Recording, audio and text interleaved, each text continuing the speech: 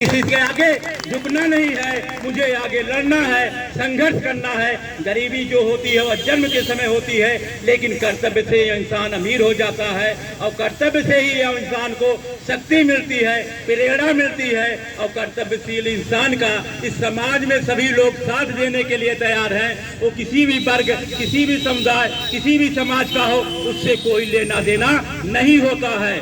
हमें जानते हैं टाटा लोहार कास्ट के थे, लेकिन वो भी अकेले चले थे। बाटा एससी कास्ट के थे, कोई आरक्षण नहीं था, लेकिन वो भी आगे चले और आज भारत के उद्योगपतियों में प्रमुख उद्योगपति हैं। लेकिन हमें मानते हैं हम गरीब हैं, और गरीब होना कोई पाप नहीं है, लेकिन गरीब बने रहना ये हमारे लिए जरूर पाप और शर्म का विषय है। हम गरीब बने रहें, इसके लिए हम कर्मशील बने रहें, तो गरीबी अपने आप मिट जाएगी। कर्मशील इंसान ही गरीबी को मिटा सकता है। रोना रोने वाला व्यक्ति कभी गरीबी नहीं मिटा सकता है। अगर हम रोते हैं, हम गरीब हैं, हमें दबाया जा रहा है, तो कमी दबाने वाले की नहीं है, कमी हमारी है जो हम गरीब बन करके दब रहे हैं। हमें जो है अपने मार्गों को खोजना चाहिए और मार्गों पर आगे चलना चाहिए। हम अकेले चल रहे हैं, हम पीछे चल रहे हैं, हम आगे चल रहे हैं, हमें नहीं देखना चाहिए, क्योंकि जो आज पीछे चल रहा है वो कल आगे चलेगा। क्योंकि लाइन तो कलम से आती है, आगे कोई नहीं आया है, आगे तो परमात्मा के अलावा कोई नहीं है। उसके बाद सब पीछे आए हैं, पीछे लाइन जुड़ती जाएगी। हम भी अकेले चलेंगे तो हमारे पीछे भी लाइनें जुड़ेंगी, हमारे पीछे भी लोग होंगे। इसलिए हमें कभी निराश होने की आवश्यकता नहीं है। हमें अपने कर्तव्यों पर चलते रहना है, हमें अपने सिद्धांतों पर चलते रहना है। हाँ, हमें जो महापुरुष हमारा मार्गदर्शन किए हैं, जो महापुरुषों ने हमें मार्ग दिए हैं, जिन महापुरुषों ने हमें सुविधाएं दी हैं, क्योंकि यह भारत ऋषियों मुनियों का देश रहा है, यह भारत महापुरुषों का देश रहा है। सिकंदर जैसे विश्व विजेता को भारत में हमारे चंद्रगुप्त जैसे वीर से हार माननी पड़ी और उसके सेनापति सेल्यूकस को अपनी बेटी की शादी जो है चंद्रगुप्त के साथ करनी पड़ी।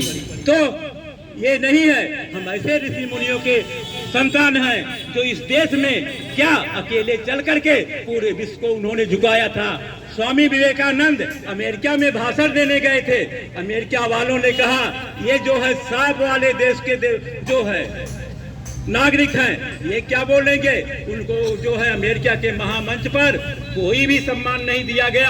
आखिरी में कहा गया कि यह हिंदुस्तान आया हुआ एक व्यक्ति है, इसको कम से कम मंच पर खड़ा होने का तो मौका दे दिया जाए।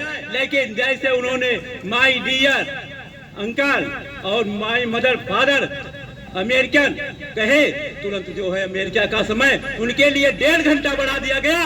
तो वे बताइए, हम जिस देश के नागरिक हैं जिसको कोई सम्मान नहीं मिलता था, उसके लिए पूरा अमेरिका जैसा बड़ा शक्तिशाली पावर झुक गया, तो हमारे लिए क्या है। हम इस बात को काहे मानते हैं, हम गरीब हैं, हम मजदूर हैं। अरे हमारी पहचान गरीब और मजदूरों से नहीं होती है, हमारी पहचान अच्छे कर्मों से होती है। अच्छे कर्म करने वाले हमेशा समाज में सम्मान पाते हैं। वो किसी भी जात में, किसी भी धर्म में, किसी भी कुल में क्यों न पैदा हुए हों, अगर अच्छा कर्म है आपका है तो लोग आपको सम्मान देंगे, और बुरा कर्म है तो आप ऊंची भी कास्ट में जन्म लिए हो, ऊंची कास्ट को आपको सम्मान देने वाला कोई नहीं है। संत अगर एससी कास्ट का भी हो तो हम उसे सम्मान के साथ बाबा कहकर बुलाते हैं। अगर ब्राह्मण कास्ट का हो तो उसे हम देख के डरते हैं। तो आप डर बस जो स्वागत कर देते हो, डर होता है, वो हमारे दिल का स्वागत नहीं होता है। तो सम्मानित वो व्यक्ति है जो दिल में बैठता है।